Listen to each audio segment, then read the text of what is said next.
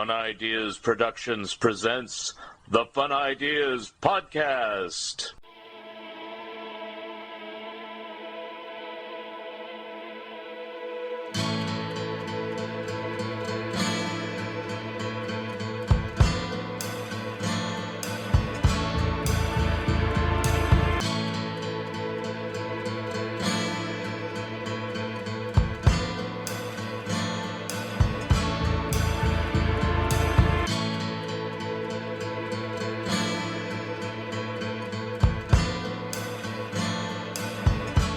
Hi, this is Mark Arnold, and welcome to Fun Ideas Podcast number 206. The Fun Ideas Podcast is brought to you in part by Freaky Magazine.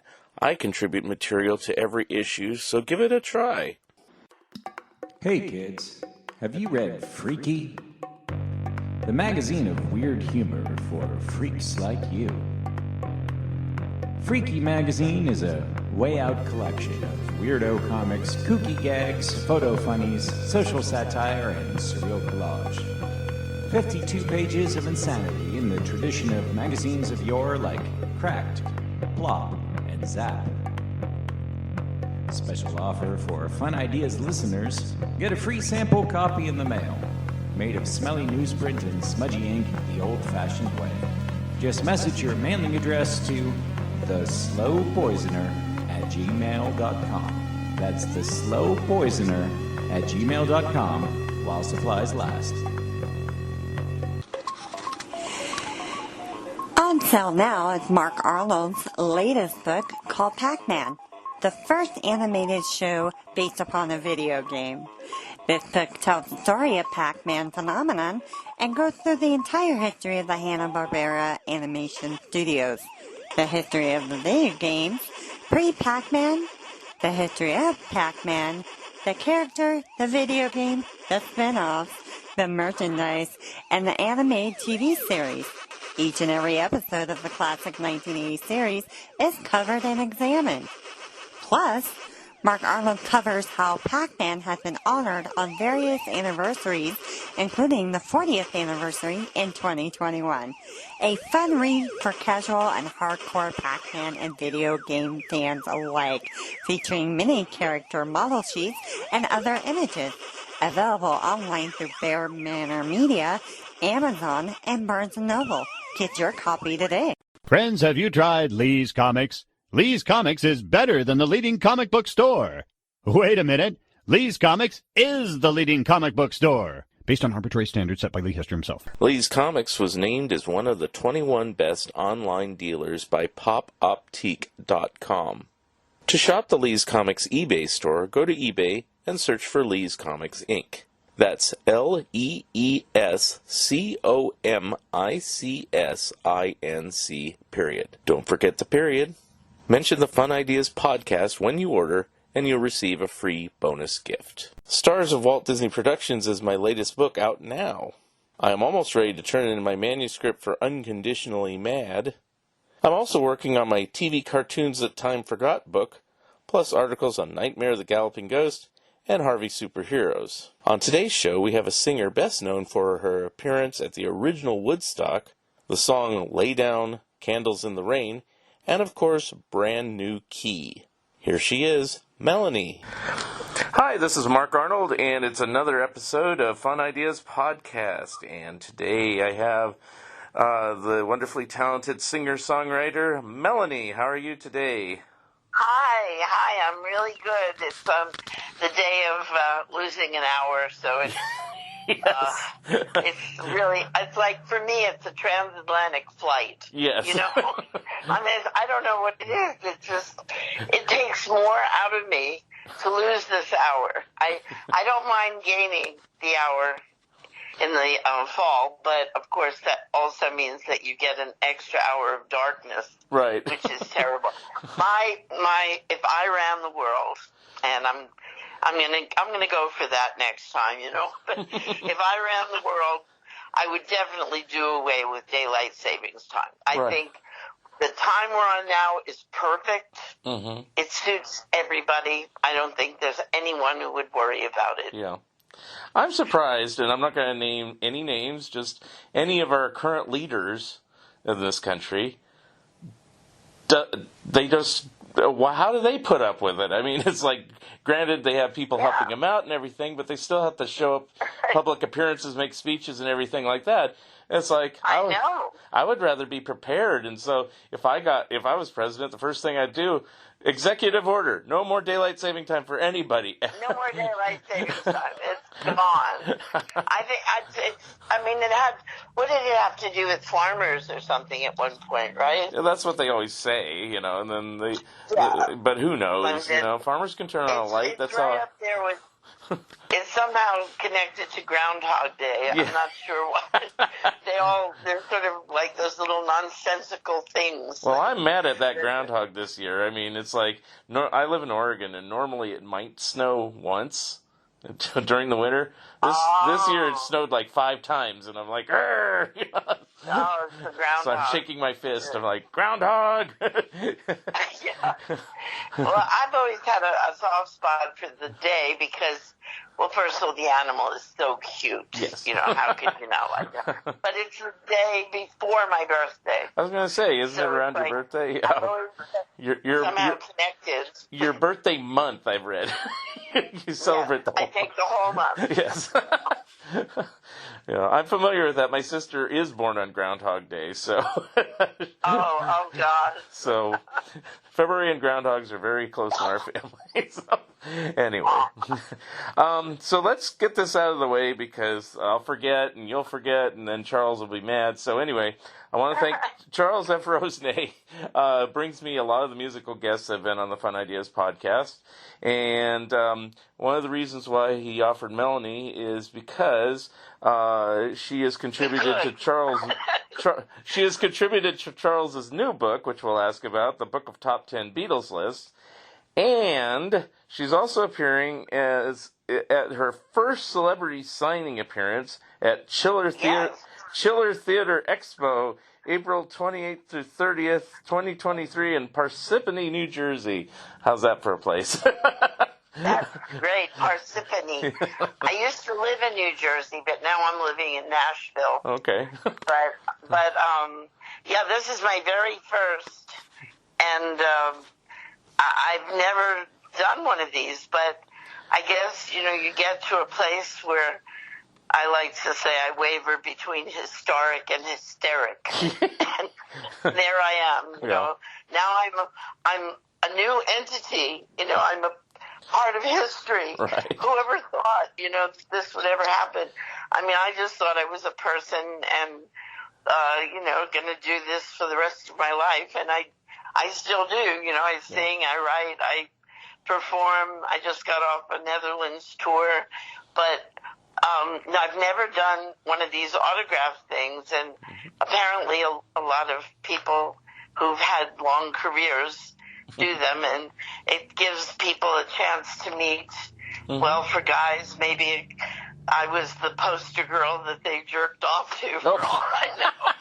But, and then they get to meet me, and then they can say, thank God she didn't marry me. Oh.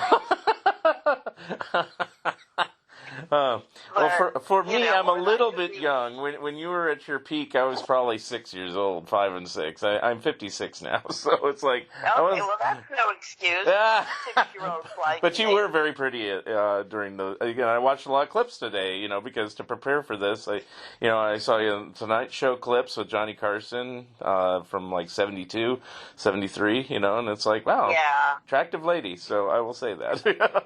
Aw. And the funny thing is, I never thought of myself. I always felt very awkward.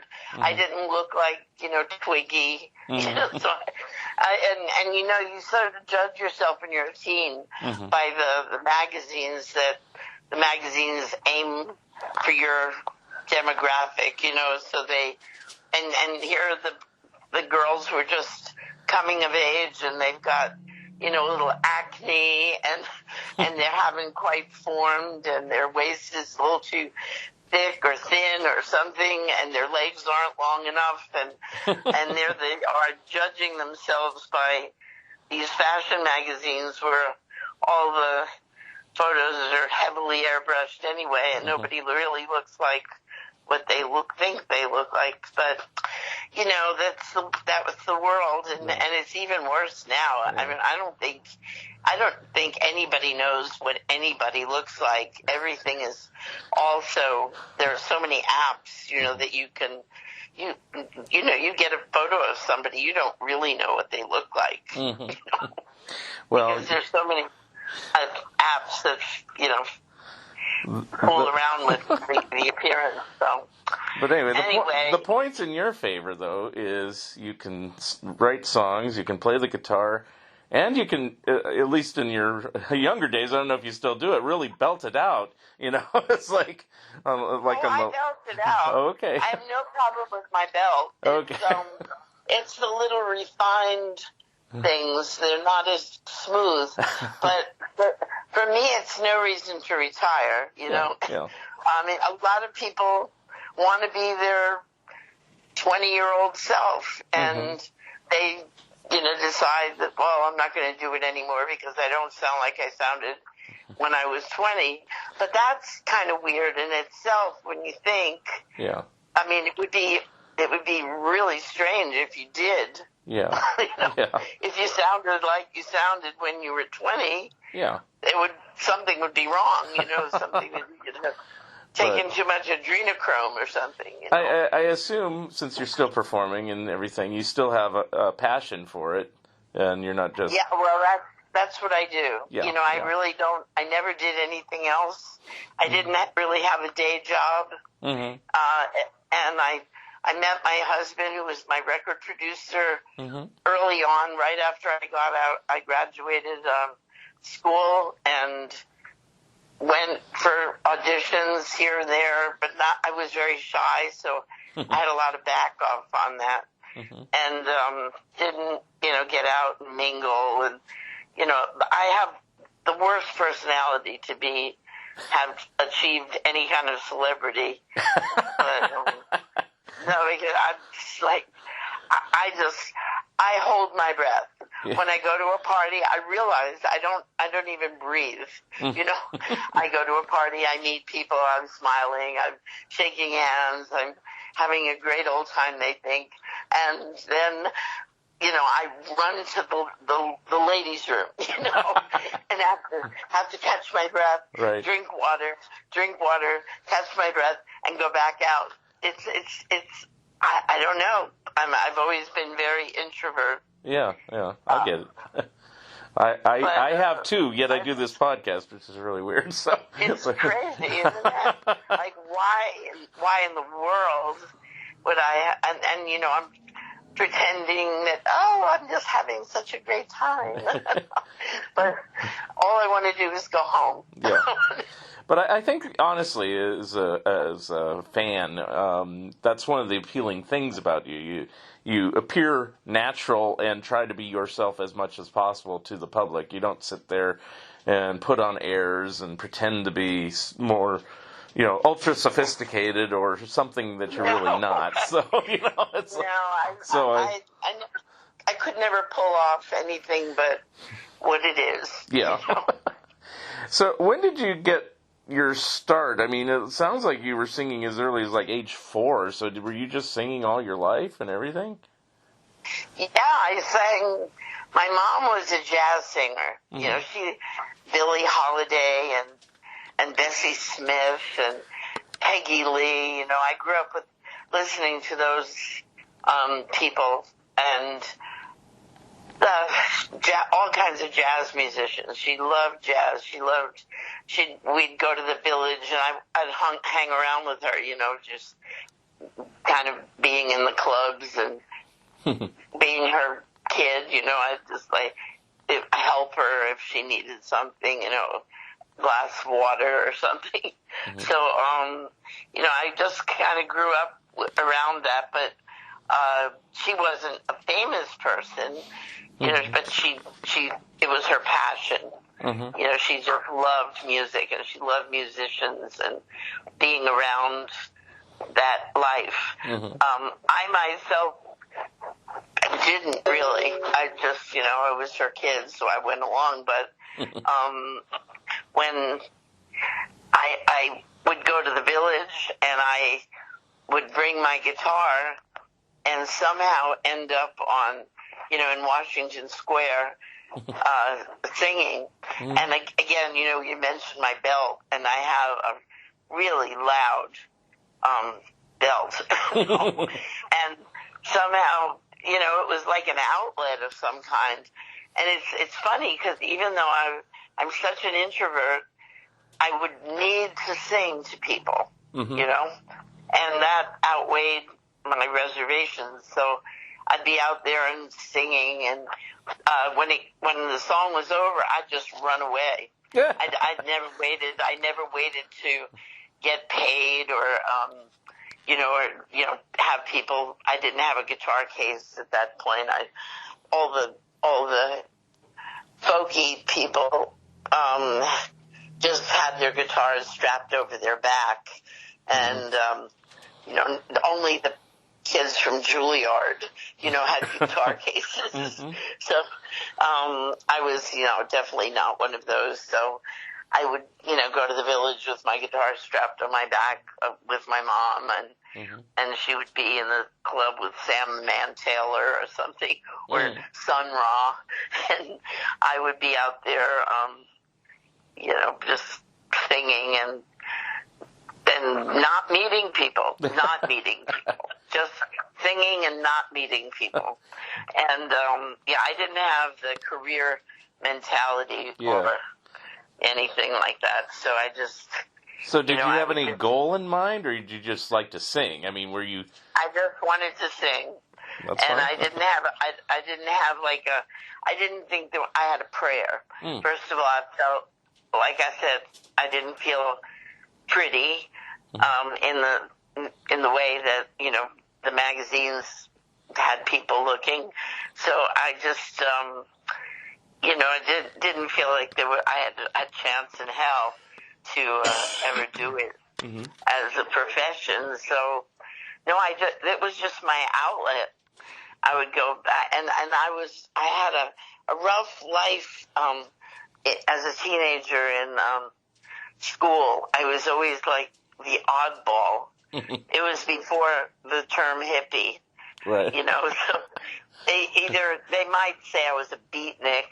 Yeah. In fact, one school I went to, they said I was an anarchist from New York that they sent in to stir up trouble. Wow. I mean, I was so. That's what happens when you're not. When you're shy, you can be interpreted as so many things. I kept being called aloof. Aloof and stuck up. Right. But it was so the opposite. Like, all I wanted to do was blend. Yeah. I wasn't a blender. Or Cuisinart, no. Anyway. I might have been a mixer, but not a blender. Right.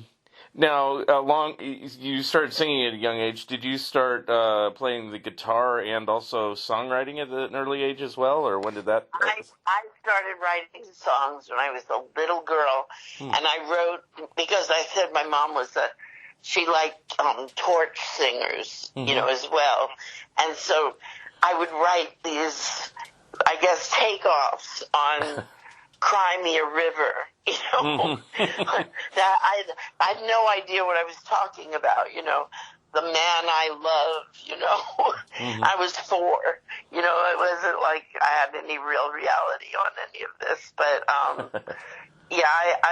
would write these sort of, whatever they were, and, I'd sing them to my mom, and my mom thought it was really cute, and she would take me to, a guy called Jimmy the Greek, and we lived in Astoria, Queens, and Jimmy the Greek had a reel-to-reel recorder, and for a small price, he would record people.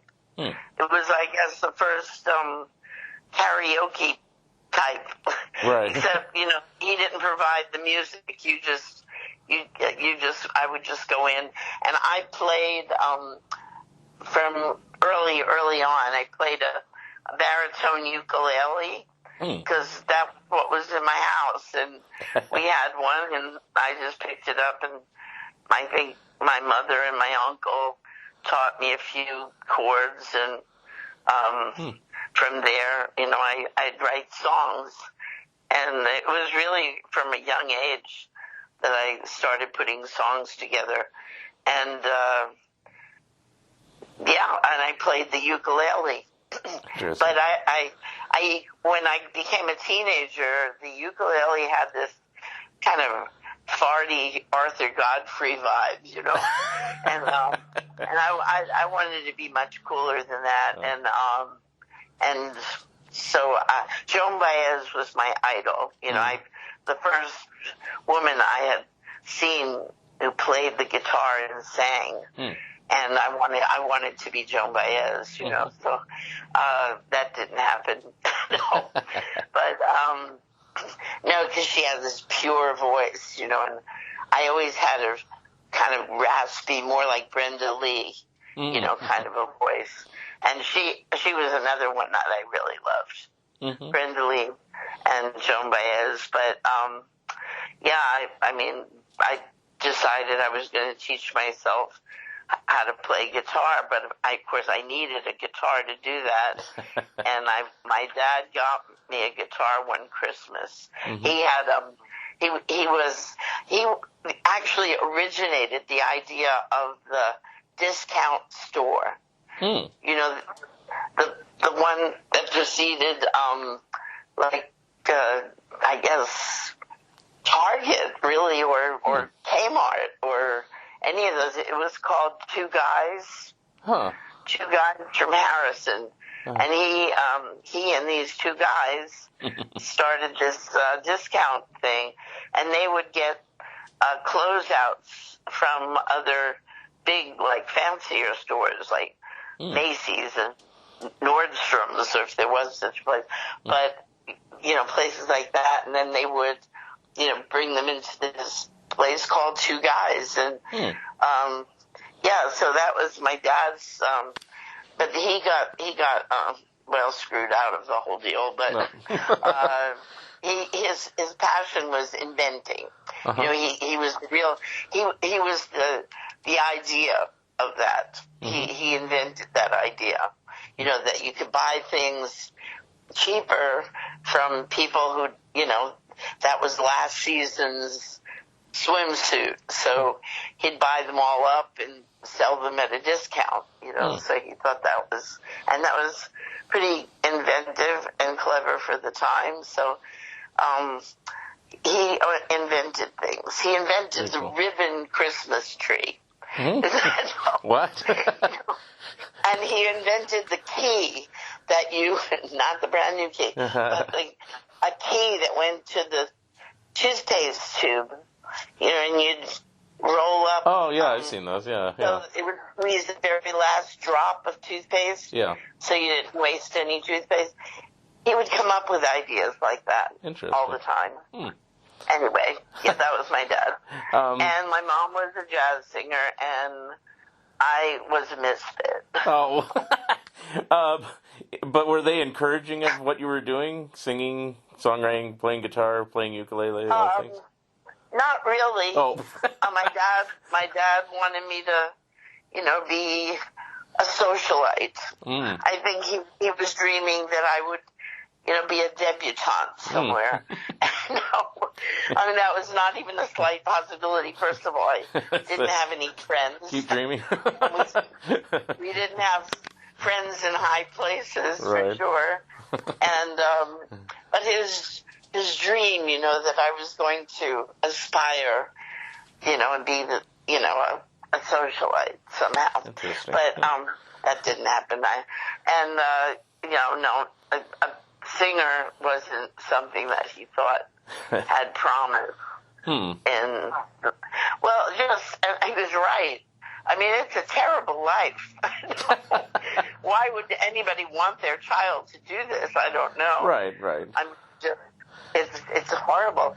In fact, most parents of that era would never have suggested that their child be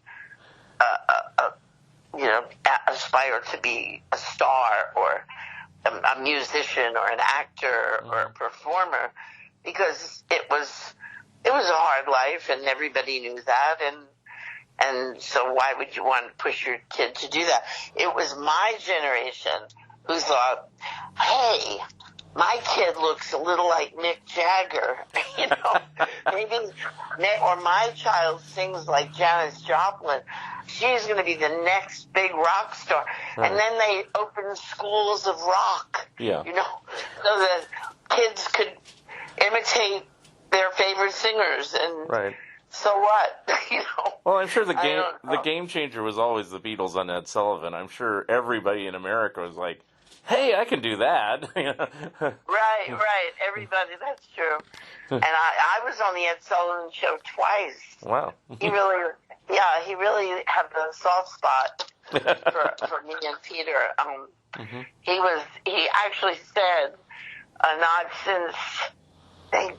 since Elvis have I seen such dedicated fans, because his stage manager, I had fans who came to the filming, and the stage manager there was a thing that people did. They came up on my stage, and I thought it was really cool, but the stage manager of the Ed Sullivan Show did not think it was very cool, and he was trying to get the people off the stage, and Ed Sullivan came out and said, no, they should be here. This is really what she does, and they're being very respectful, and these youths, the youths are being very respectful, and so that's when he made the announcement on television that not since Elvis had he seen such adoring fans or people who appreciated what the artist did. So he let it happen.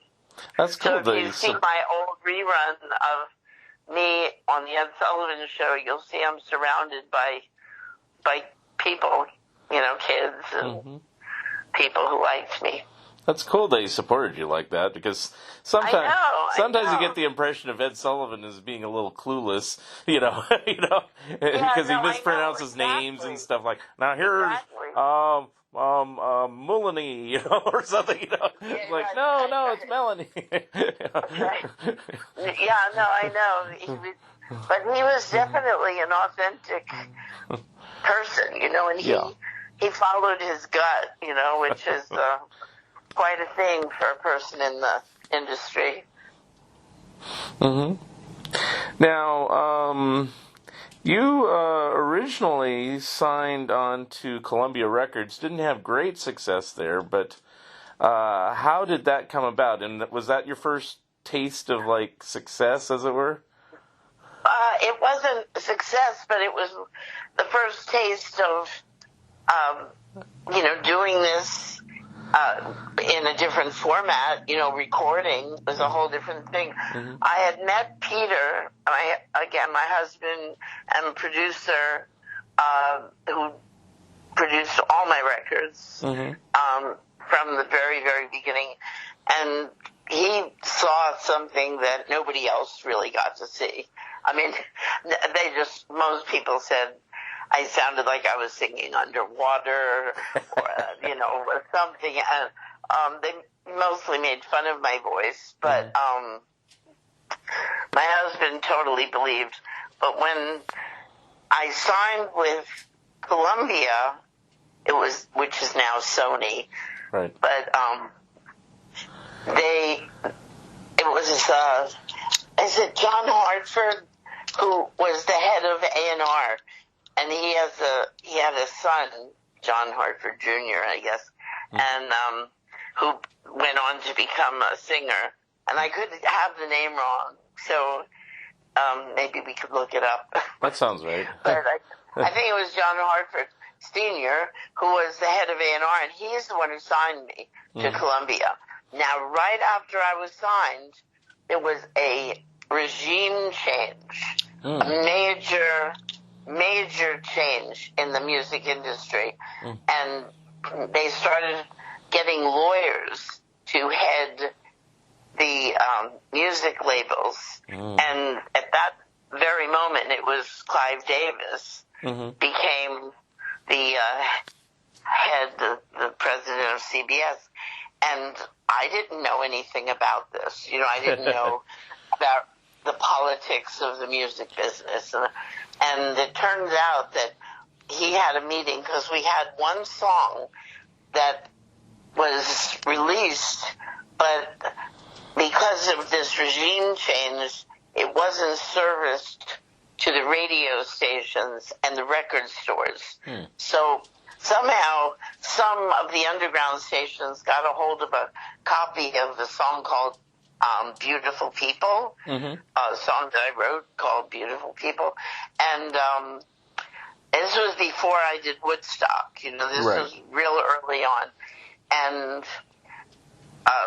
Clive Davis is now the in-power control person of CBS, and he wanted to, he or Peter arranged a meeting. For some reason, I was there by myself, and maybe Peter was asked not to be there. I'm not sure why, but there I was in the office of Clive Davis, the president of Columbia Records, and I'm thinking, because this record, even though it wasn't sent to record stores and it wasn't being promoted at all, it was, in fact, another song by Kenny Rydell or something, Kenny Odell, had a song called Beautiful People, but that was more like the sarcastic Beautiful People, it went, you've just got to be one of the most beautiful people in the whole wide world. It's true, it's true, it's true, and I love you. That wasn't my song. Oh, okay.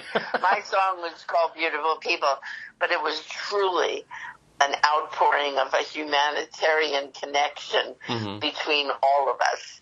And but they made me change the title when they pressed the single to My Beautiful People. Right. So if anybody has the original, it's called My Beautiful People.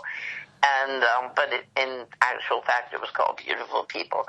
But so they released it, but they didn't service the radio stations, and it wasn't in the record stores, but it became what they called a turntable hit.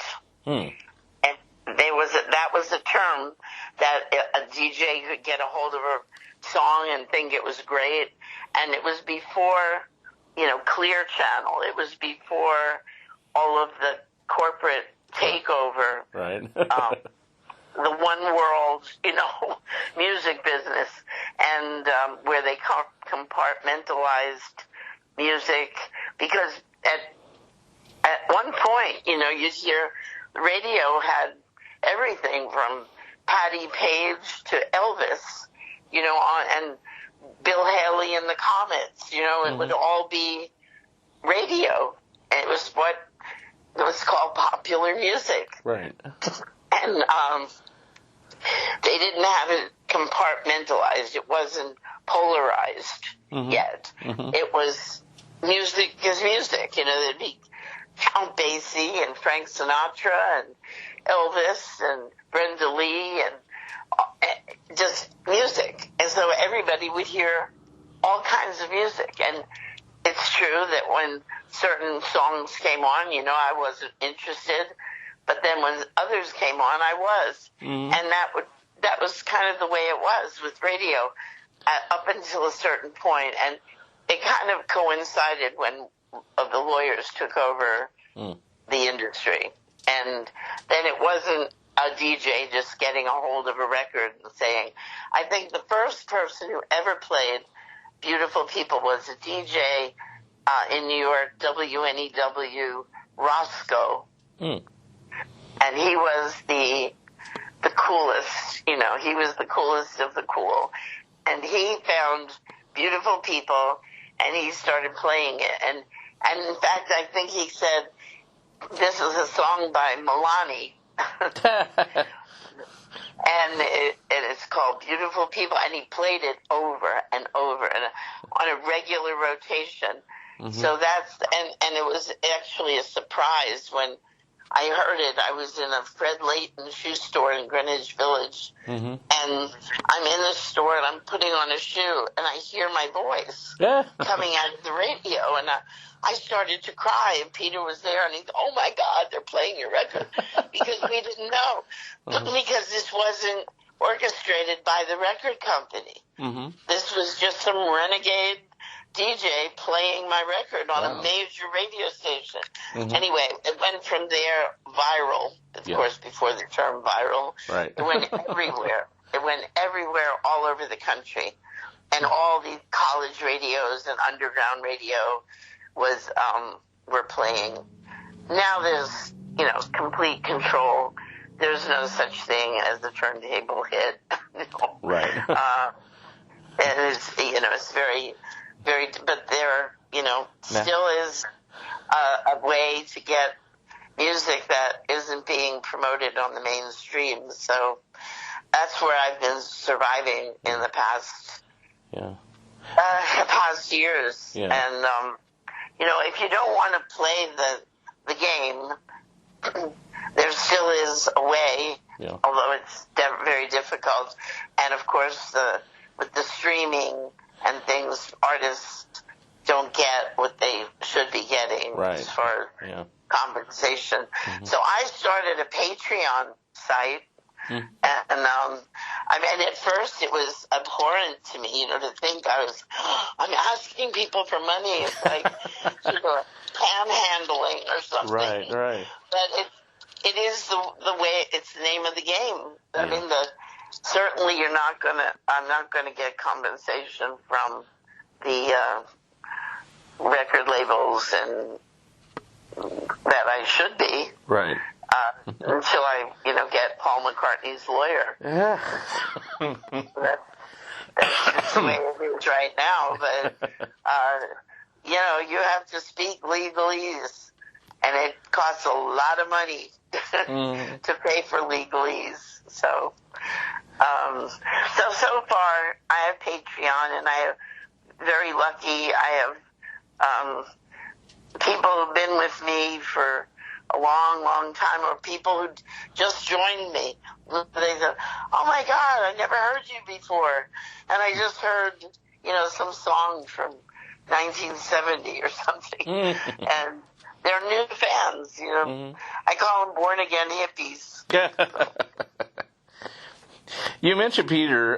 How do you pronounce his last name? Shekirk? Is that Shekerick. Shekerick. Okay, sorry. Yes. I know there's way too many consonants. Yes. And it doesn't look like they could possibly be pronounced. But it is 3 syllables. So Shekerick. he was with you for virtually your entire career. I mean, it's like, so where did you first meet him?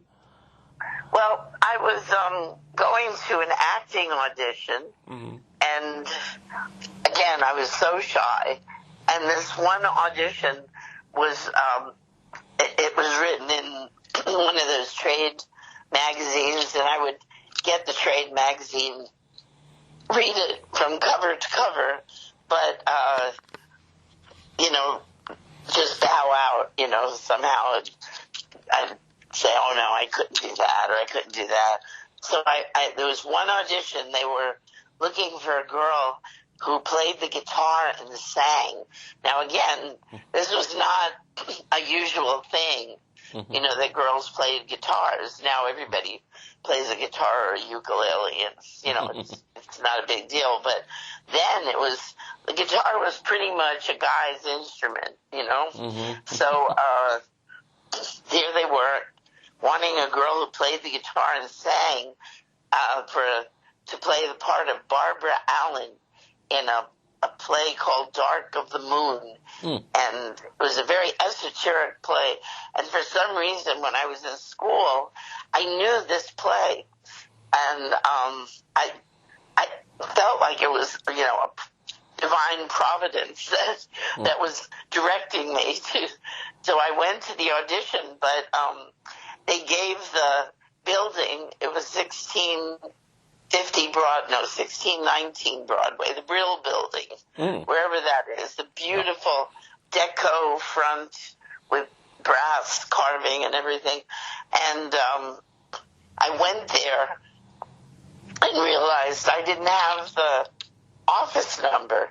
I just had that it was that address, and there was a doorman outside, and it was before I think anybody knew what Tourette's syndrome it was, but he would say, "Good morning, Mr. Murphy," and then he would go, you know, and I'm watching him because I wanted to go up and ask him if he knew where they were auditioning for Dark of the Moon, but I was a little afraid. And finally, he looked at me, and I walked over to him, and I said, "Do you know where they're auditioning for Dark of the Moon? I'm going to be late. If I don't get there quick, I'm going to miss the audition." He looked at me. It was like one of those Twilight Zone moments, and he looked right at my eyes, and it got all quiet. He said, "Go to 519. They're always doing weird things there." So just based on that, you know, I go trip-tropping through the hallway up to an elevator, 519. I get out, or maybe it was 511, but anyway, went to the office, walked in and said, "Are you auditioning for Dark of the Moon?" And this frightened-looking secretary says, No, this is a music publishing office. And I broke down and cried. I just broke down and cried. And I said, "I'm going to miss the audition. I know I'm supposed to be here. I'm supposed to do this. This is really for me. I know I'm supposed to." And she said, "Well, just calm down. And she checked her building directory, and she found the Association of Actors and Directors of New York or something. And I think this must be the place. And I thanked her profusely and went on my way to audition for Dark of the Moon. Now, I read with a bunch of different people, and I knew I had gotten the part. Absolutely, without a doubt, I got the part. And so afterward, I came down and I said, "I think I got the part. And I was so excited, you know, I was probably crying, I don't know, but I mean, I was very emotional. And two guys walked in, and they said, "Joyce, what does she want?" No. And she said, "Oh, no," I said, "Oh, I'm an actress." And they said, "Oh, that's nice.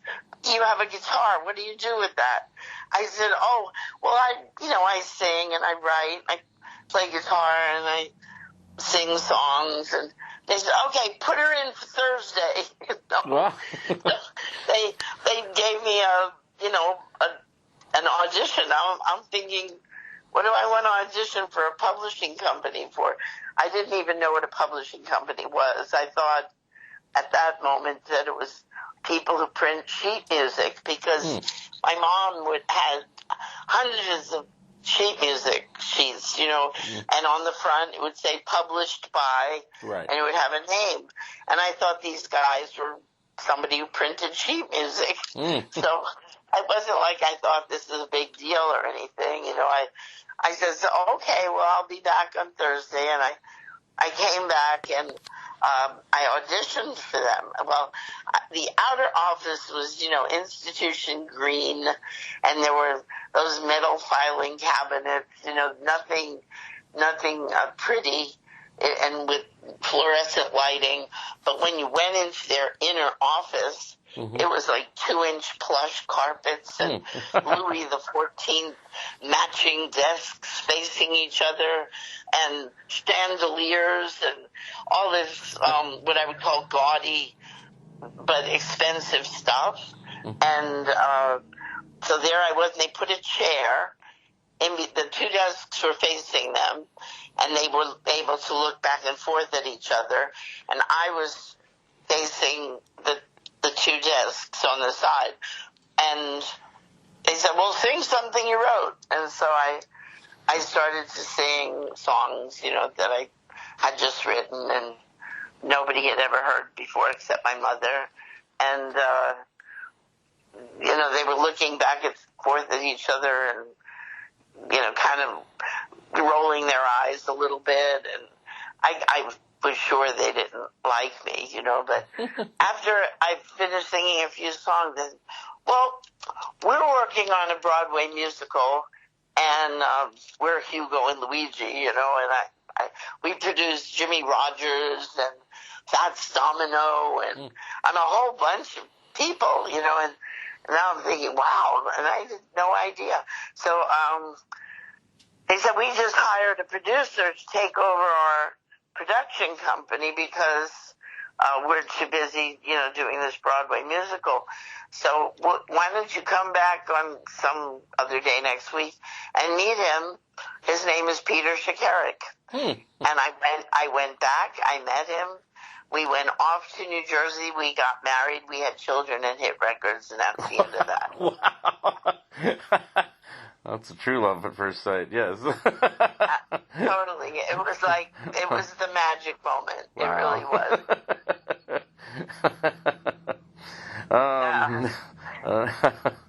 I don't know where to go from there, but I will just say a similar story. It is really a movie. Yeah. I will say there's a similar story. I recently interviewed, thanks to Charles, Valerie Karras-Vinay, who's an actress, and her husband was a big record producer too, and she was with him for a number of years, and it was kind of a love at first sight thing too. So I guess it happens. Yeah, it happens. Mm-hmm. It wasn't even so much love, but he got what I did. Right. Right. Mm-hmm. It was like he put his head down and he said, "You wrote that?" I said, "Yeah."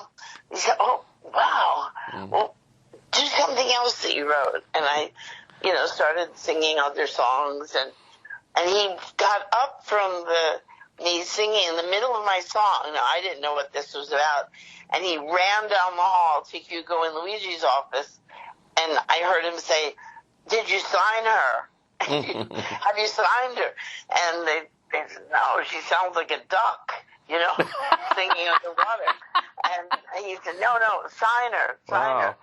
This is, and so obviously he was really floored. And again, it was more of a connection, a deep spiritual connection between Peter and I.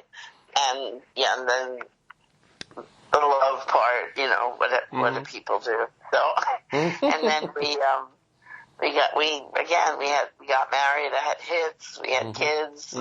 We stayed together for my whole life until he passed away 10 years ago. Right. So he produced everything, and now Bo Jared, my son, is producing my records, and we're more like a group of artists. Mm-hmm. So, although I am his mother, and I will tell him to clean his room. Yes. But, Mom, I want to produce your record. No, we gotta clean this up. Anyway, so I'm a little fuzzy on the sequencing of time, so I just want to know, so obviously you eventually left Columbia and went to Buddha Records. You also did Woodstock. Which came first?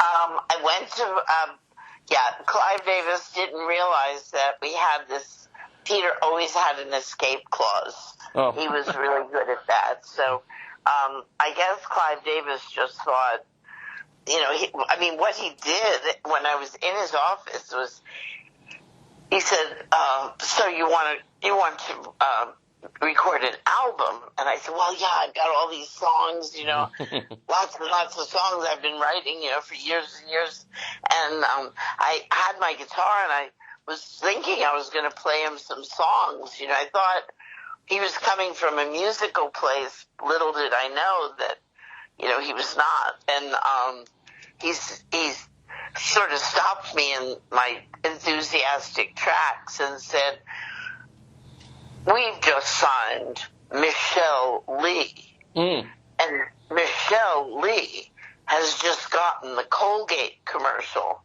And I'm looking at him like he's speaking another language. I didn't know what that meant, you know. I'm trying to think, toothpaste, Michelle Lee, okay, what does this have to do with me? I didn't quite get it, you know.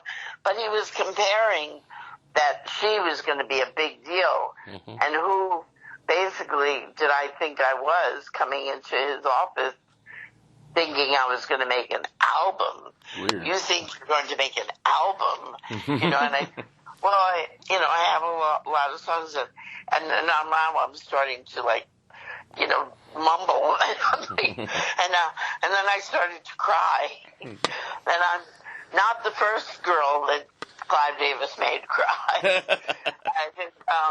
I think most recently, I'm not sure about Janis Joplin and Whitney Houston, but I wouldn't doubt it. But Kelly Clarkson said he made her cry, and I said, good for you, because I never told my story, but she did, and he's a terrible person to have around artists.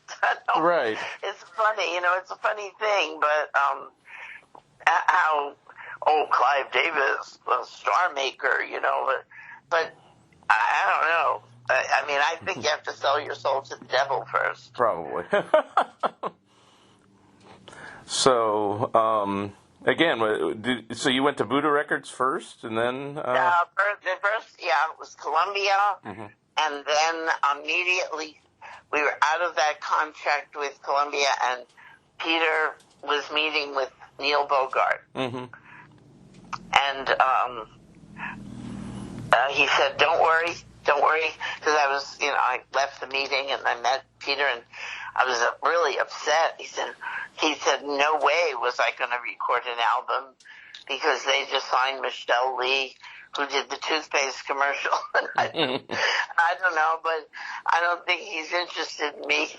He did not get it, not at all. He did not get my music. He did not get my appearance. And also there was a big push for heavy hard rock. Right. You know, at that point, it was, you know, Steppenwolf, and I wasn't there, you know, I wasn't in that group. So, I certainly wasn't, you know, rough around the edges, person. So he did not get it. He did not get me at all. And so, Peter had been meeting with Neil Bogart.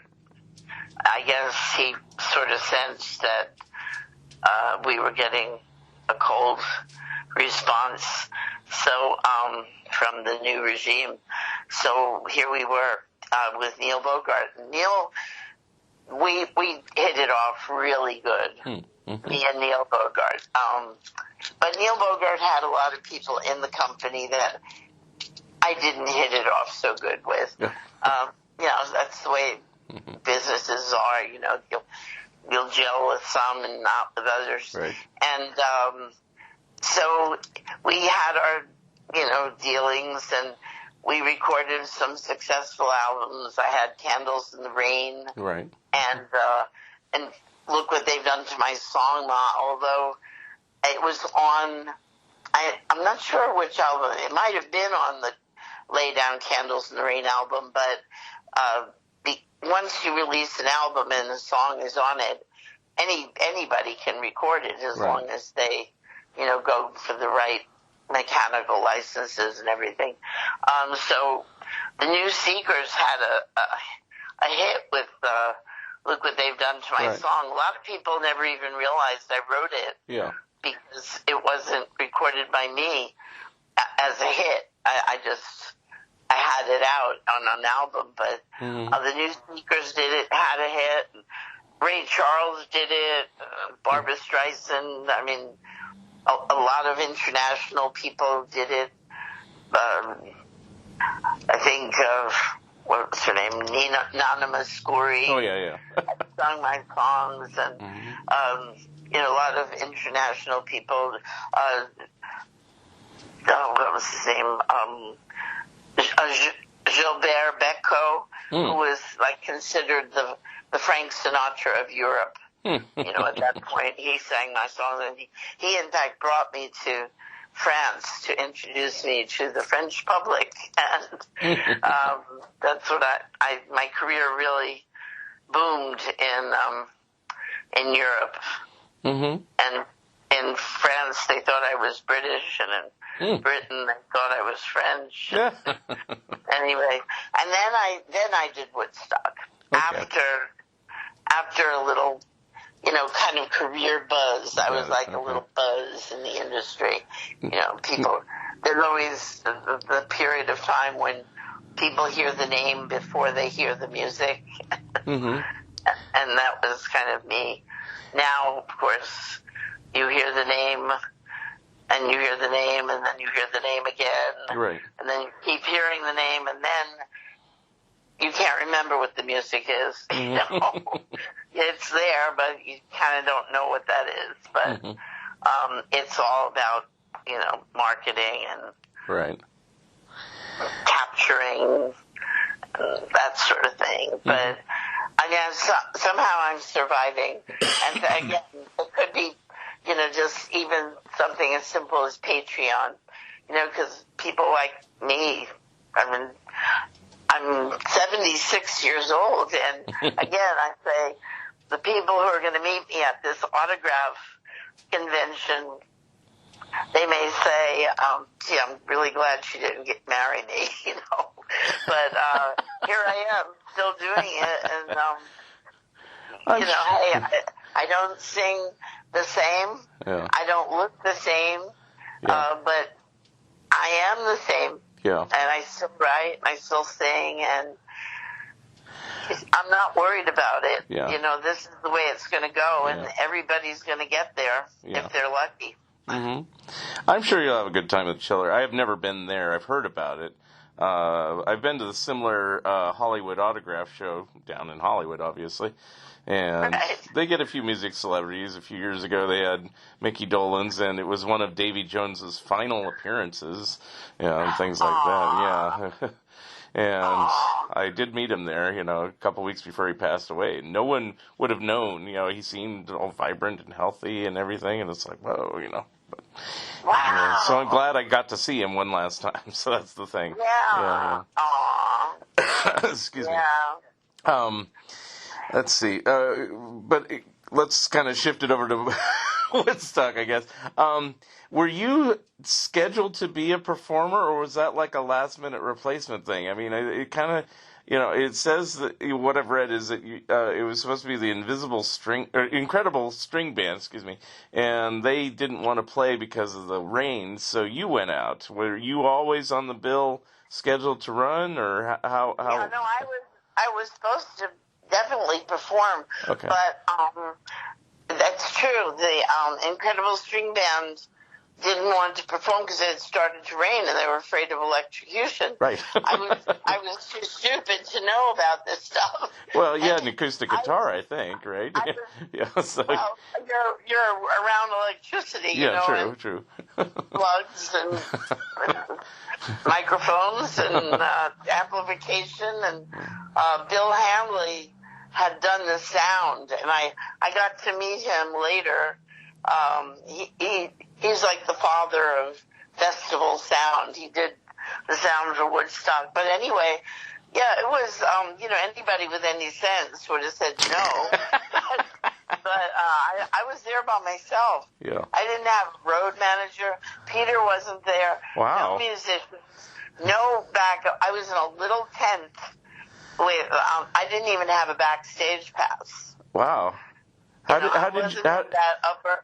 did you get in the first place? Did you drive or fly in, or how'd they do it? How did you do it? I was in Europe, and I was really debating with my husband whether I should do this, this little thing in Woodstock. I don't know.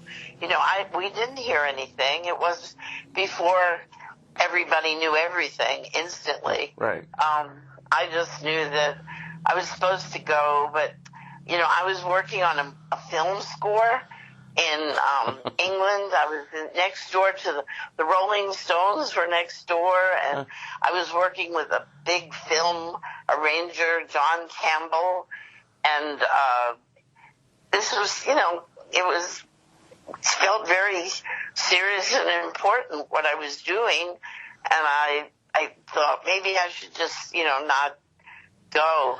And we talked back and forth, and last minute I said, oh, I'll go. My mother will drive me. So Peter stayed in England. Huh.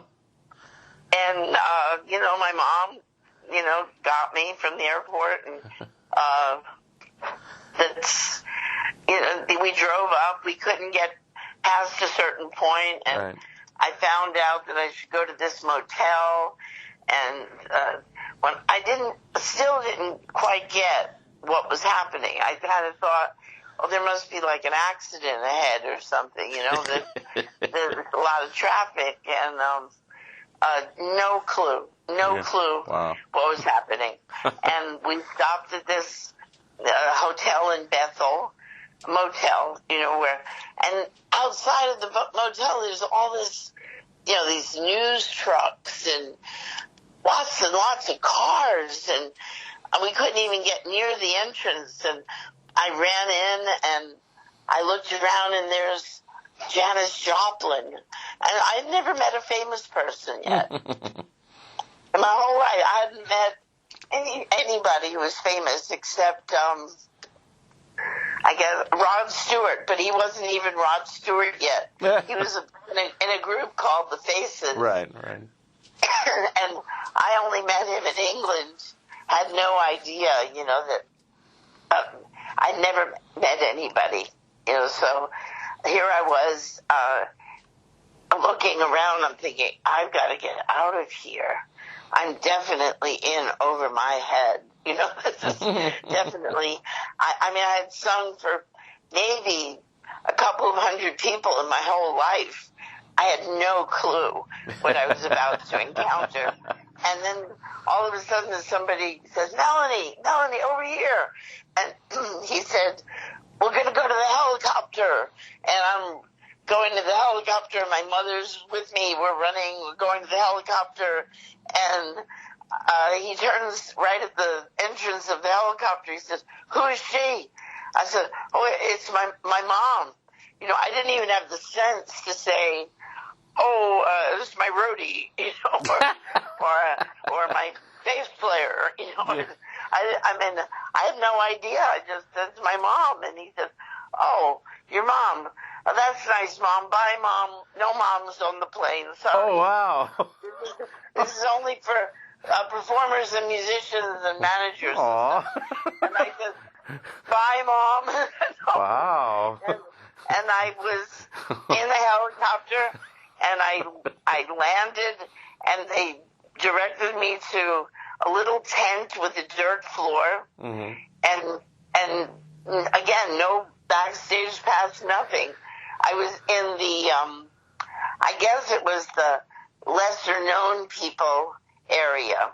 You know, Tim Harden was in the tent across from me, and all the big deal people were in the big tent that I kind of loomed over us on the left. I never went into that tent, never thought about it, never thought about echelon or what group I was in or what tier I was in. I just knew that I had to get out of there. Wow.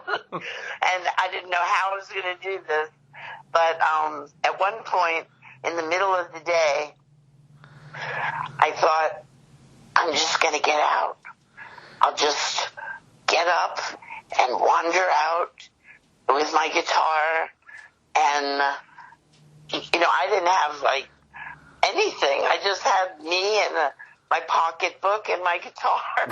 And I'm about to do Woodstock, you know, a piece of paper so that I could write maybe a set list or something and glue it, you know, scotch tape it to my guitar. And but I never even got that far. I wandered out, and I got a little too close to where the public was and the performers, and a guy, like a Hells Angels type, said, "What are you doing here?" And instead of saying, "Oh, I don't know, I got in by mistake," I said, "I'm Melanie. I'm supposed to be here. I'm performing." And he picked me up and he brought me back to where the tents were, and he said, "You better stay there. You don't have a backstage pass." Oh. And that's where I stayed for the rest of the day. And I developed this deep bronchial cough. Oh. And Joan Baez heard me from the big tent, I guess, where she might have been passing by.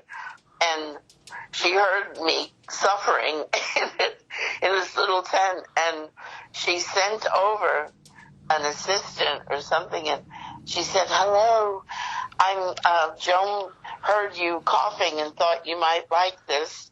And she had sent over a pot of tea with honey.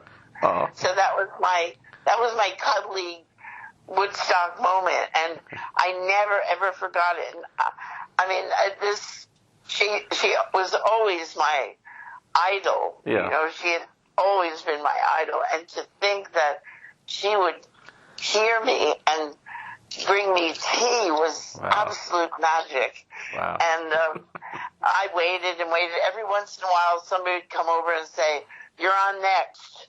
And I'd say, "Oh my God, oh my God, oh my God." I mean, there's thousands and thousands, 500,000 people out there.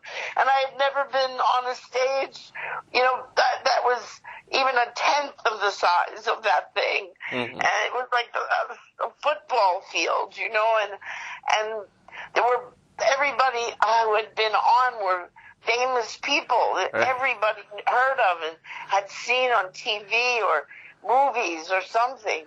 And here I am, absolutely invisible. No one had heard of me. Maybe 1% of the audience heard Beautiful People. Uh-huh. That was the only song in the States that anyone had ever heard because of Roscoe. Right. So I sang, when I finally got up, it was right before Ravi Shankar, right after Ravi Shankar, and I just wanted to disappear. I couldn't believe that this was, I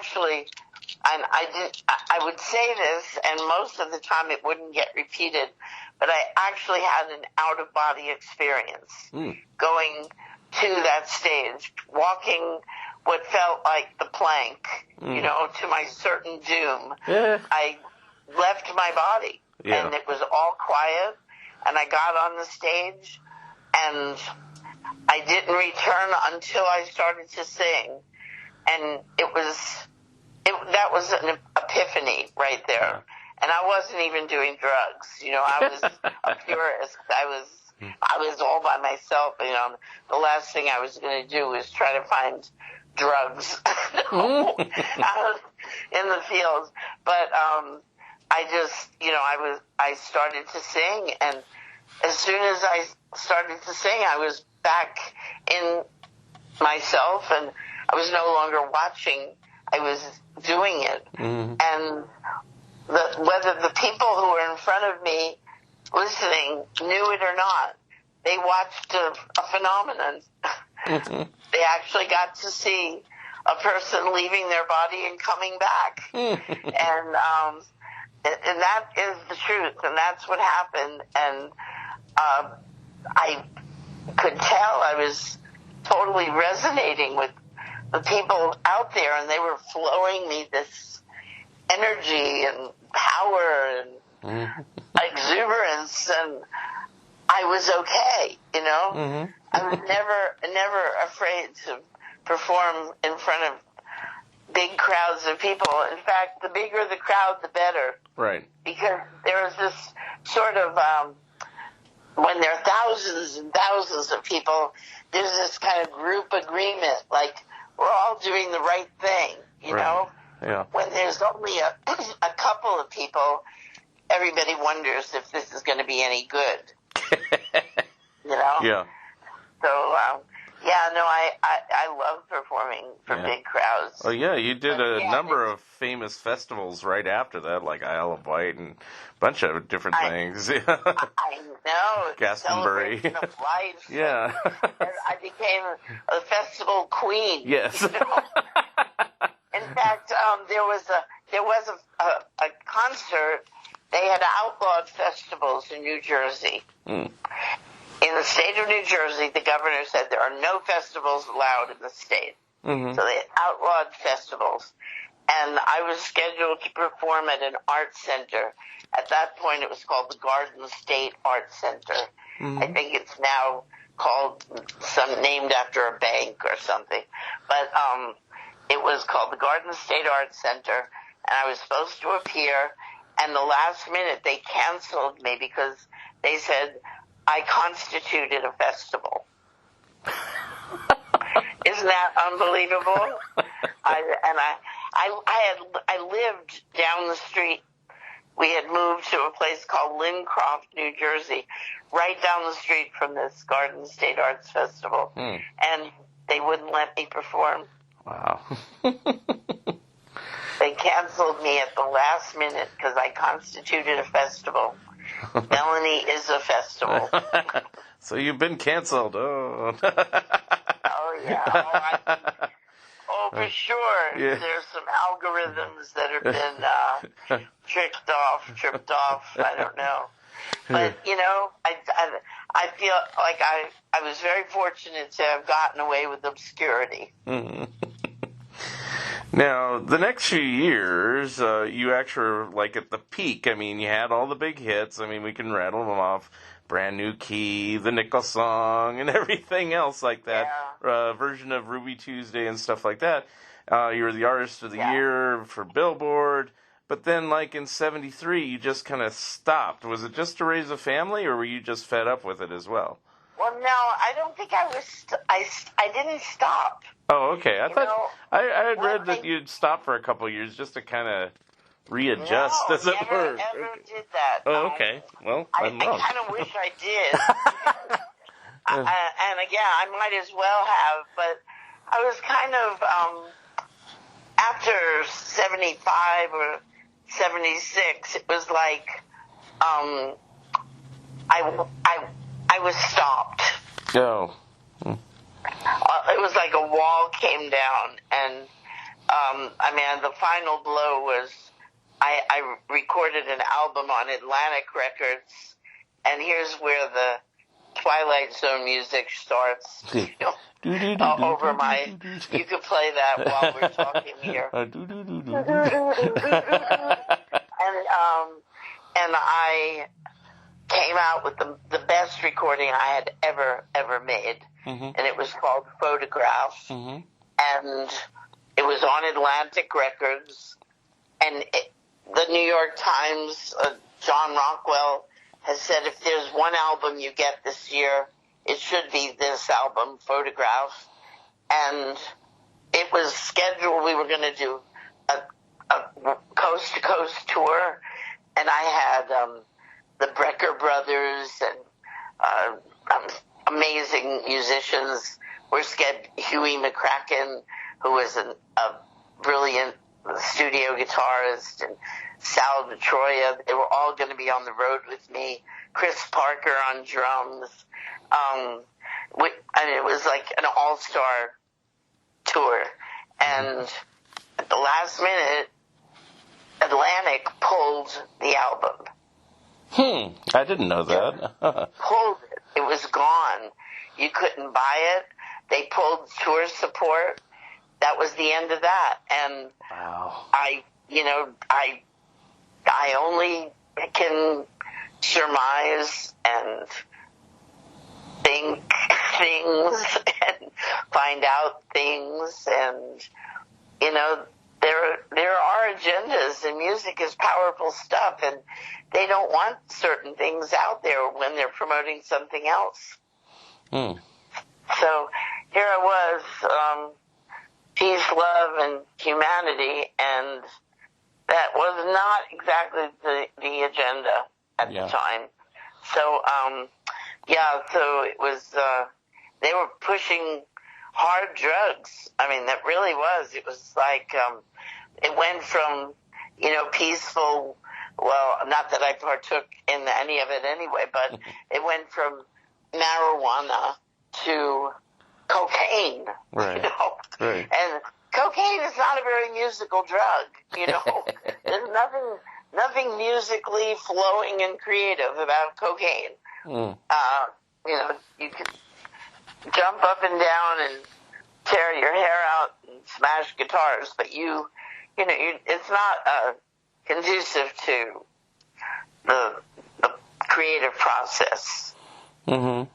And so, anyway, but that became the drug of choice, and all of a sudden it was Studio 54, and again, I signed with Clive Davis. He had just taken over. Now, this was not my idea, but my husband was a very trusting person, and he never saw bad or evil in anything or anyone. Mm-hmm. And he said, Clive Davis wants to sign me. Little did we know, he wanted to sign me so that he could bury me. Wow. But again, I would say I got away with obscurity, which is just fine. So I have 200,000 people instead of 200 million, So it's just fine, because I just want to connect with people who get what I do, right. And I speak to them and they speak to me. That's it. Now, backing up a bit, when you had some of your biggest hits, it was on your own label, Neighborhood. Now, yes. How did that fail after a while, or what happened? No, what happened was, again, I didn't realize it was naivete. I didn't realize that I was a slap in the face of the music industry. Powers that be. They didn't want some independent artist starting a major record label. I was the first, female artist ever to start a record label, but I was the first independent artist to open a label in America. I mean, the Beatles had done it in England first, but I was, I certainly wasn't in that echelon of the Beatles, but I didn't know, we had a whole floor at the Gulf and Weston building, and I started decorating the office and Schumacher wallpaper, and I had a little stove and a refrigerator in our office, and I made it all homey and anything but corporate, but little did I know that it was a slap in the face of the status quo of the music industry, and that I had created some powerful enemies. Wow.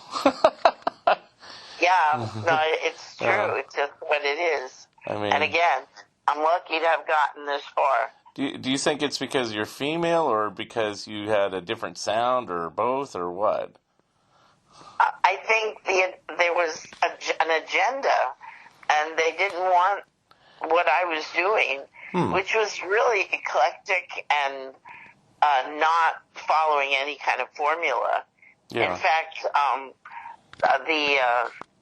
it was this.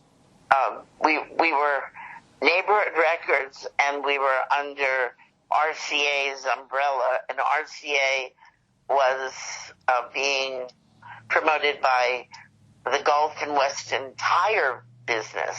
I mean, all of this I didn't know. I just knew we had a floor in New York, and I could do what I wanted and record anything I wanted, anyone I wanted, and we were signing people, and it was, we were having a great old time doing that. But again, there was this undercurrent of we were going against what was acceptable in the music industry, That's not weird. the music. That's weird There's because you're nothing- having big chart success. They should have left you I know. alone. You know? I know, it was amazing. We had Wow. the biggest hit I had ever had was, Candles in the Rain was quite a big hit internationally, and even Beautiful People, although, not in sales, but in how many people it reached. Right. But Brand New Key was across the board. Right. That's the mega hit number one. So, yeah. Interesting. Huh. So they basically stole my rights, and we were not prepared for the amount of backlash that we were getting. Wow. So if you're saying that, do you still get residuals for these records like that, or are you out of No. Oh, that sucks. I'm sorry. That's really, definitely. Wow. Again, I need Paul McCartney's lawyer. Right. But I'm not giving up because I never sold my copyright. Yeah. Never. So when Never. here's something I was going to ask. I'm sure I'm trying to avoid asking too much about Brand New Key because I'm sure you've been asked a zillion things. So That's okay. and that's I love it. and that's me. I love that song. But this is what I do want to ask you. So there's a comedian named Bob Rivers who does parodies of songs, and in 1994 he did a parody of it called "You've Got a Brand New Pair of Figure Skates, I'm Gonna Break Your Knees," and it was about the whole Tanya Harding thing. Now, I've never heard that. Never. It's pretty funny. But so you don't see any royalties when somebody does a parody of a song like that, then? Or no? No. Oh, no, that's not terrible. even when I do it, which is me performing. Wow. And writing and me arranging and Peter producing. But it'll change because I was going to say, no wonder you're on Patreon. I don't blame you.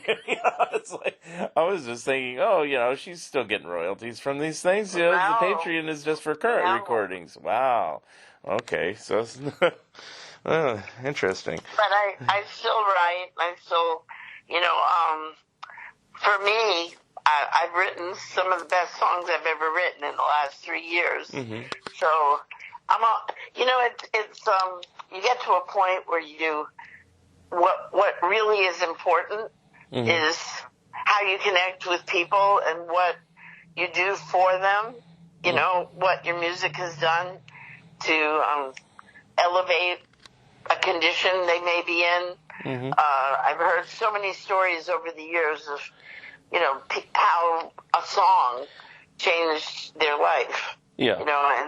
And that's the important thing. And it sucks that the industry is as corrupt as it is, and things have happened where I'm not compensated, and it goes on, and but there are a lot of artists in a very bad situation because of the streaming thing. Right. They used to get checks with lots of zeros at the end, and now they don't. So it's just the industry has to change. Yeah. And I figured it really is a basic human rights violation to take away from the people who create such a precious thing as the music that people love. And I'm not taking anything away from, well, maybe I am, but what is being created now, a lot of it is coming from a place of exhibitionism. Yeah. It's not coming from I wrote this song and I want people to hear it. It's more of a manufactured situation. Yeah. And, people, kids are going to be made to love it because they're going to hear it 400 times before it even gets on the radio. Yeah. But it is interesting. I mean, like I work at various jobs. This is not my primary vocation. I work at various jobs working healthcare and stuff like that. And we have people of all different ages. So sometimes I've been at jobs where people are like in their 20s and 30s now, and they're listening to the songs of the 60s and 70s now. And I go, well, wait, why aren't you listening to Taylor Swift or Lizzo or whoever's popular now? Right. And they go, oh, we don't like that stuff. We like the stuff that's like more genuine is really what the word they use, where people played their own instruments and they sing and they don't use the auto-tune and all that stuff. I know. And so, and they appreciate artists like you and stuff like that. So it's like, wow, this is the kids that are in their 20s and 30s that usually don't know anything before they were born. And it's like, oh, they do appreciate this older stuff. So, It's incredible how many young people come to my concerts, and again, they may have just tuned into the last album I recorded and then found out that, and she's the same person who wrote Look What They've Done to My Song Ma. And then they find out more stuff about me, and I mean, that is always a fun perk, when people are just discovering you as if you just came out, Right. It's really, really a great thing. And I think it is because people know, if they haven't tamed that out of us yet. Mm-hmm. But, with the emergence of AI, they're certainly trying. Right. They're actually signing AI artists. Mm-hmm. They're totally not people creating this music. And,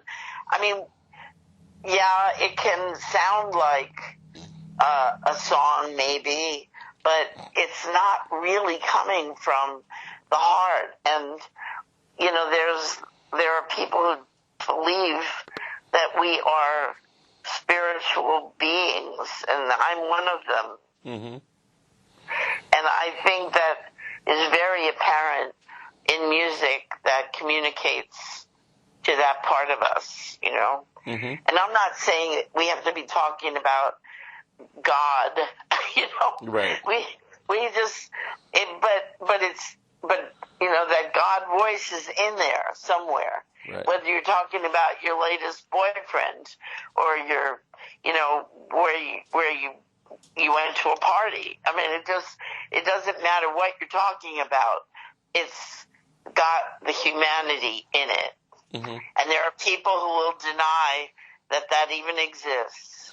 We have the WEF, and they're blatantly denying that even exists. Mm-hmm. But hopefully enough of us will awaken before something terrible happens. So, presently, other than, and we'll promote it again, the chiller, are you going out on tour again? Because I know you probably stopped during the pandemic and everything, right? Yeah, that was the worst.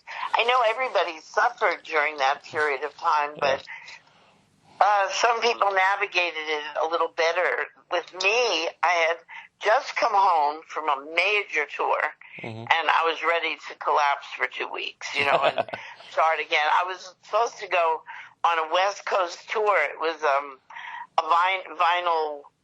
It was Vinyl Record Week or day or something. Mm-hmm. I was going to do a whole tour of vinyl record stores, and because we were going to release the 50th anniversary of Brand New Key, and it just completely got shut down, and I had to cancel. I didn't. I mean, they canceled concerts I was supposed to do from Seattle to down to Southern California, and it was just all shut down. And so, I had to sort of. First of all, I had my suitcase packed. I was ready to go. I was supposed to do what's that place Seattle, the Red Door or something. Okay, I'm not sure. Anyway, and it was a really cool place. And Uh-huh. in fact, I had sent my products there. My CDs were there, all my T-shirts and everything. And it was closed. It closed up. At first, they said, "Oh, Melanie, would it be okay? We're not allowed to have more than 200 people in the venue." And I said, "Well, that's okay. I'll be there." I booked my ticket. I sent my, merchandise there and everything. And I was going. And people were saying to me, "Oh, no, didn't you hear? Everything's going to be shut down." I said, "Oh, that's ridiculous. It can't be. It's not possible." Yeah. And I mean, I just, had serious doubts about the whole thing. And I kept my reservation to the last minute. And then the place was not only could I not perform in front of 200 people, there was going to be no people. It was closed. They closed the doors. Yeah. In fact, I couldn't even get my stuff back because there was nobody there. Wow. Yeah. It was, I think it was the Red Door in Seattle. Yeah. Huh. But, anyway, that was going to be the start, and I was going to do all these record stores, and just that momentum being gone was, and again, I'm in my 70s. It was like the wind got knocked out of me. Yeah. And my suitcase was still packed. I didn't unpack my suitcase for half a year because I kept feeling like, this is ridiculous. We flattened the curve. What happened? Yeah. Well, I have my antibacterial hand stuff, and we're washing our hands. Come on, we flattened the curve. Come on. What's really going on here? So, I was not able to perform, and then it opened up a little bit, and there were requirements, and I didn't want to be a super spreader and all this. Right. To me, it all seems like a bad dream. Right. That there are people who died. Yes. It was horrible fear mongering that was going on to the point where I just had to regroup. And my son and I started doing online shows. That's what we did. To just keep doing what we were doing. Of course, it wasn't the same. And I would line up my stuffed animals, in front of me to look at, Of course, they don't really react like people, but, that was what we did. We just did online shows, and we were navigating. We didn't know how to do any of this. Yeah. We did Facebook shows, and we did online anywhere seat format, and I'm going to do some more because a lot of the agents that I worked with went out of business. Wow. or they got into the tribute band things, Yeah. In fact, I did get booked at one thing. It was all tribute bands. It was up at a racetrack up in somewhere upstate New York, somewhere, and I get there and I'm looking around and seeing the posters, and it's none of the original people. It's all tribute bands. Right. I'm the only original. So when I went on, I said, I just want you to know I'm very happy to have been chosen to be the best Melanie tribute band out there, and want to introduce you to my pretend son and my pretend background vocalist, and thank you very much. And I did it. A lot of people didn't even wonder. They thought I really was a tribute. Oh wow. Melanie Mania. Yeah, incredible simulation.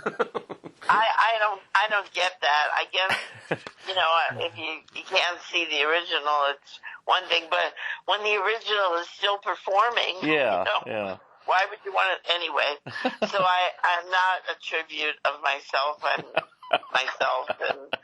I'm still, I'm up up there and doing it, but it's really been a challenge, to say the least. But again, we are doing online shows, and I'm, getting emails of people so that I can send them word that I'm going to be doing one of these online shows and stuff. Mm-hmm. But between online shows and the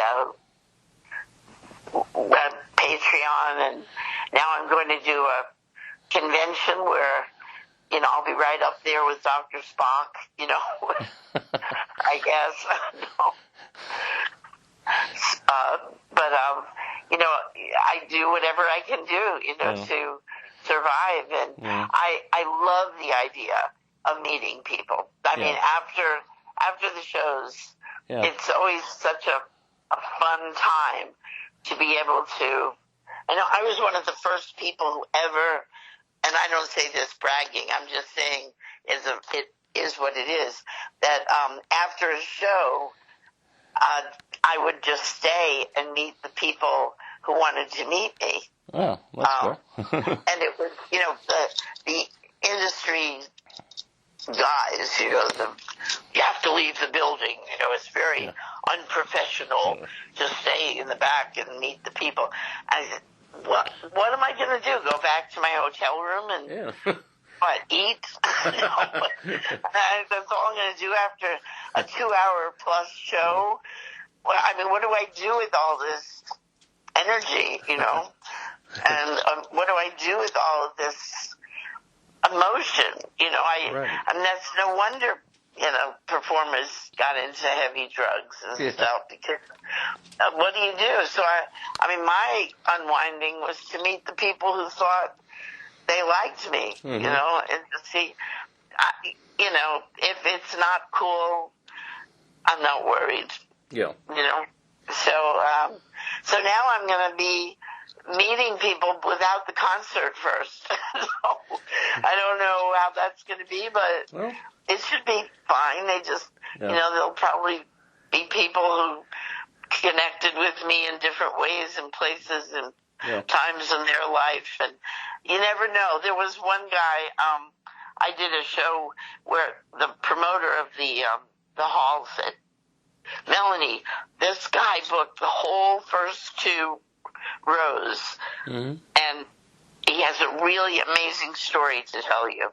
So afterward, he came backstage, and he was the captain of a platoon in the Vietnam War, and they were trapped behind enemy lines, and it just so happens that Candles in the Rain was playing, and there were 2 versions. There was the 3-minute pop top 40 version, and there was the 8-minute version.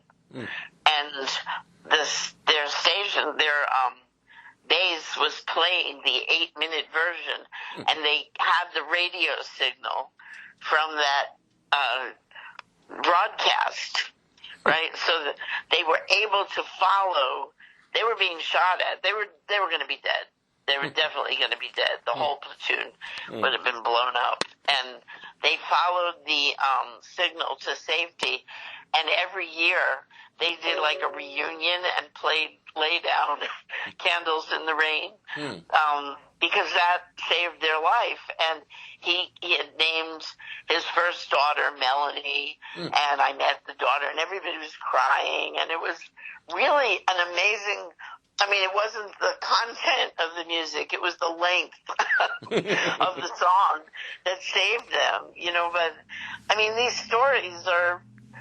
This adds a richness to my life, that wouldn't be there. And if I didn't get to meet these people, I'd never know.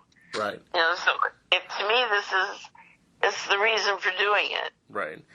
Well, I would say bring your guitar to the chiller, because, like I mentioned earlier, I saw Davy Jones. Somebody handed him a guitar, and he sang a few hits just out there, near the end of the day. So, when it wasn't as crowded, and I was just sitting there listening, and it's like, so he did an impromptu concert. So, and sang Yeah, Daydream Believer, yeah. and it's, so, Right. Wow. So It's so you may be funny called because, to sing Brand New Key and Candles in the Rain and everything else, so you never yeah, know. yeah. Probably. Yeah, I always, even though, you keep writing and, I always want to do my new songs, but I never lose sight of the fact that, people would be brutally disappointed if you didn't do that one song that they knew of you, and it was important to them. 'Cause I remember going to I think, I'm not sure. I'm not even going to name him. I do remember his name.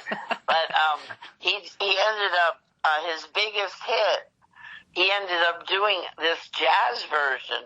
It was unrecognizable at all. Yeah. and, I mean, I guess he just was so finished with doing the hit, that he just decided to do this jazz version of it, and nobody recognized it, and everybody was disappointed. Yeah.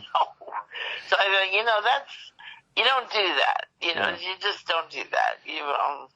So I probably won't do a jazz version of Brand New Key.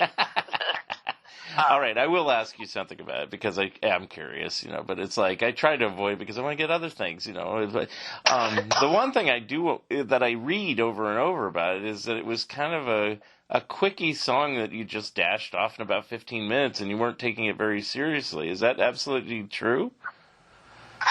Yeah. When I was on my way to a flea market, I was into old stuff and antiques and oddities really early on, even when I was a kid in junior high school.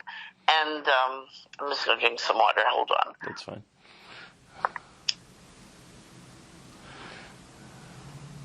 Okay. So, when I was a kid, and so I used to go to a flea market in Englishtown, New Jersey, and I'd go 4 a.m. with my flashlight and say, "What's your dealer's price?" And so I did that, and I was on my way home, and a friend of mine had taken me in a van, an old world van, not a cool van that was comfy. It was like a truck. And we're riding, but I had always taken a guitar or something with me in case I got an idea for something. I'd always have an instrument with me, and I had this. It was called a hop guitar. It was a tiny guitar, and I had it with me, and I had just come off a 40-day fast. No, it was not 40. It was 27 days. I had fasted. I wanted to see what it was like to feel what Jesus did, So I was on this fast, and this fasting person, Dr. Bernard Jensen, had a health farm where people went on cleanses and fasts and stuff. I was there, and I had not eaten for 27 days, and then as I was leaving his health farm, he said, "Now, make sure you break your fast very, very gradually." And I had been a vegetarian, totally vegetarian, and he said, "Your perfect diet is going to occur to you because you're completely cleansed, and so you're going to know what to eat and what to have." And so I believed him, and I went home, and I'm breaking the fast on partially cooked grated carrots and partially cooked grated zucchini, and little by little juice, and little by little I'm getting food into my system, which had been, deprived for 27 days. And, I mean, nothing but water. for those days. Mm-hmm. And not only water, but it was distilled water, so you didn't get one little mineral, not one little mineral. So there I was, breaking the fast, and I had gone to this flea market, and just as I was on this, coming off the fast, and on the way back, I was starving, and I'm smelling something in the air, and I thought, what is that? That's Dr. Bernard Jensen said my perfect diet is going to occur to me, and so I will know what I'm supposed to eat. And he thought that I should not be a vegetarian. He said my body type, my blood type, everything was pointing that I'm not a good candidate to be a vegetarian. So he said, maybe have meat, once or twice a week, and just, introduce it slowly. But here I am coming home from the flea market, and I'm hungry, and I smell something, and we pull into a McDonald's. And I said, well, Dr. Jensen said. So I ordered the combo, with the fries and the fiberglass milkshake and everything. And I ate it, and no sooner had I finished my last bite, and that song was in my head. Wow. I know, it sounds absolutely ridiculous, but that is the truth. And I went home singing, I got a brand new pair of rules. And the reason is, I think it just there was something about the aroma that brought back some sort of memory and recall. A total kind of, when I was learning how to roller skate, and my dad was holding the back of the bike and the training wheels, and he had let go, and I'd hear his voice, and the whole thing came back to me, and that the song had to do with those memories. Yeah. It's interesting. The other part of the story where, your craving was for McDonald's hamburger, I guess, or cheeseburger. I tried eating burgers again. It just didn't happen. Oh, okay. Oh, wow. That was a once in a lifetime. No. Now, when the song was done and recorded, did you think hit material, or did you just say, "Oh, it's an album track"? How did it get chosen to be the single? Well, again, I didn't think anything of it. I just thought it was like I really thought of it as more like a bluesy ditty. Yeah. Kind of, I got a brand new pair. Much more bluesy.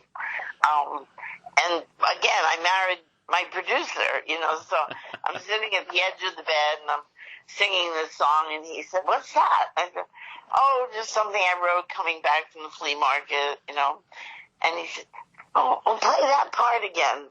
And I played the song, and he said, "Play it again." And he's listening, and he said, "Melanie, that's a hit." Wow. I went, "A hit? You're kidding."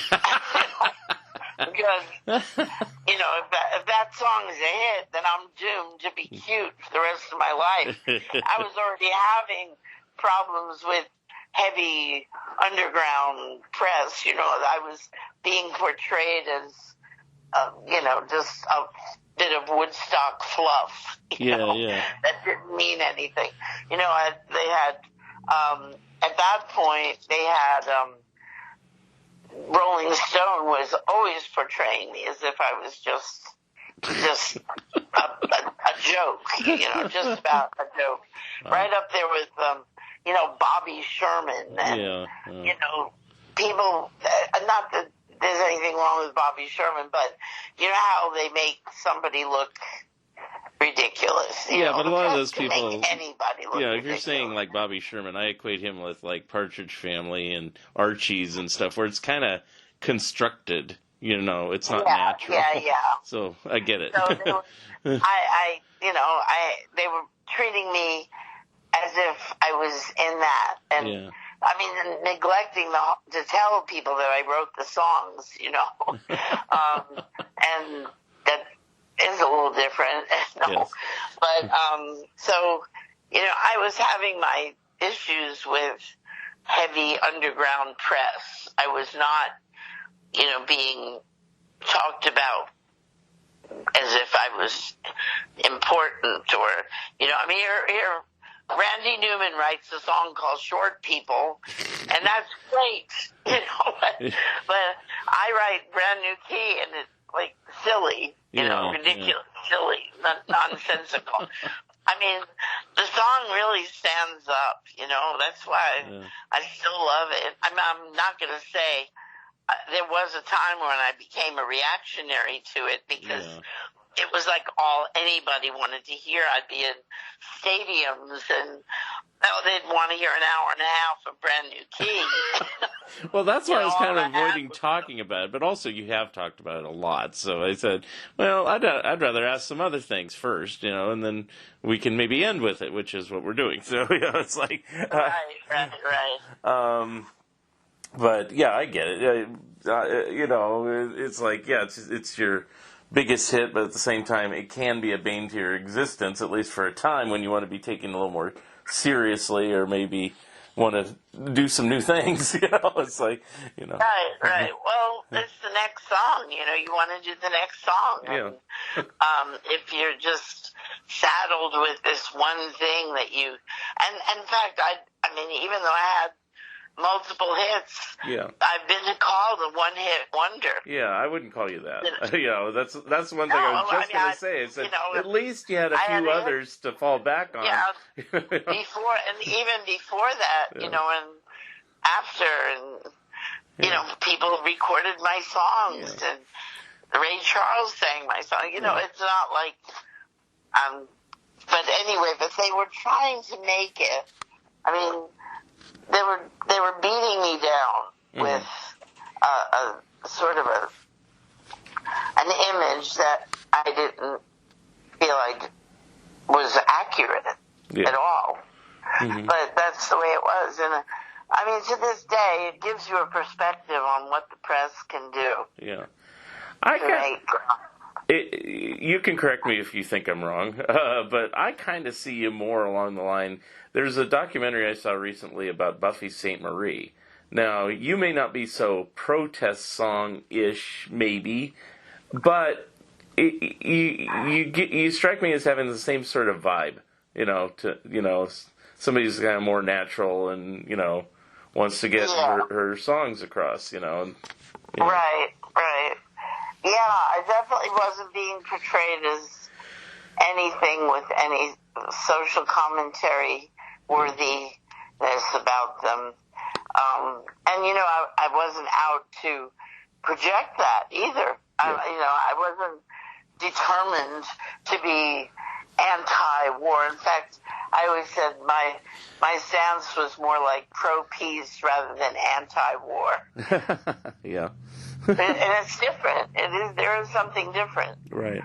I never thought of myself, I probably would have been, survived, a little bit more in the intelligentsia, academia circles had I presented myself with a stance of more defiance. Yeah. But I was who I was, and I wasn't going to try to, cater to angry Vietnam protesters, and I never had agenda first. It was always the music first. Yeah. And what I need to say first. Yeah. And even Joan Baez, the one you mentioned earlier, it's like you're similar to her in a certain respect, but again, not so much the protest stuff, Right. Yeah. Right. Both of them were more anti-war, and I was more pro-peace. Right. That's the difference.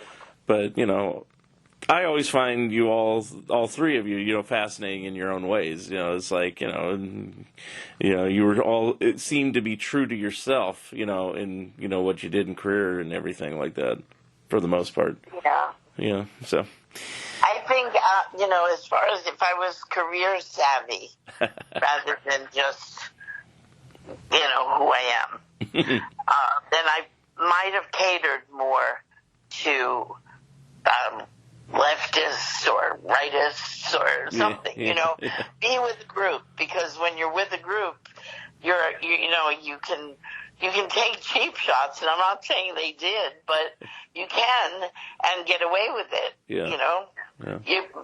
So you'll offend 50% of the people, but you'll have 50%, or maybe at that point, I think more like 80% of the people will think you're just great because you agree with that person, and that person agrees with that person, and you've got numbers with you. You've got statistics. You've got, lots of people who agree. And there are lots of people who agree. You could be in Nazi Germany. Lots of people agreed. Yeah. Lots of people agreed. And there were a few people who said, wait a minute. No. But those people didn't live long. Mm-hmm. Well, we've almost gone about 2 hours, so let's kind of wrap it up. I'm sure you have other things to do. But got me at a low here. But so I'll let you say it this time. So where are you appearing at the end of April? Where? Tell me. I forgot. Oh, okay. All right. Okay. Dummies Comics or something. No. Okay, so you're doing your first celebrity signing appearance at Chiller Theater Expo, April 28th to 30th, 2023 in Parsippany, New Jersey. And I also have to plug again that you offered a Beatles list in Charles F. Rosenay's Book of Top 10 Beatles lists. And Charles will also be at the Chiller as well, so anyway.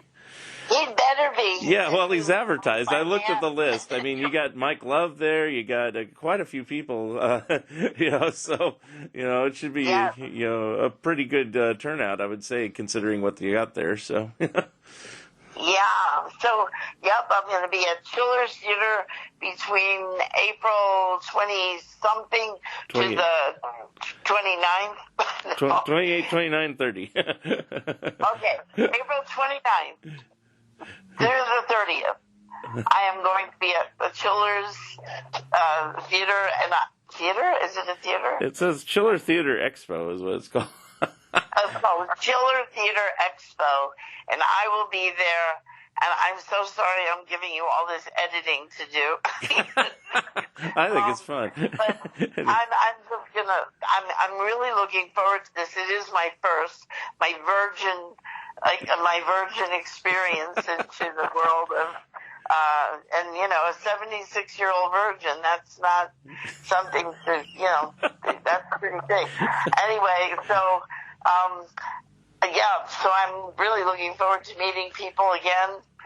You may have had my poster up, and you may be in my age area or older, and had my poster up, boys, jerking off to my face or something, or girls wishing they could be me. They had no idea.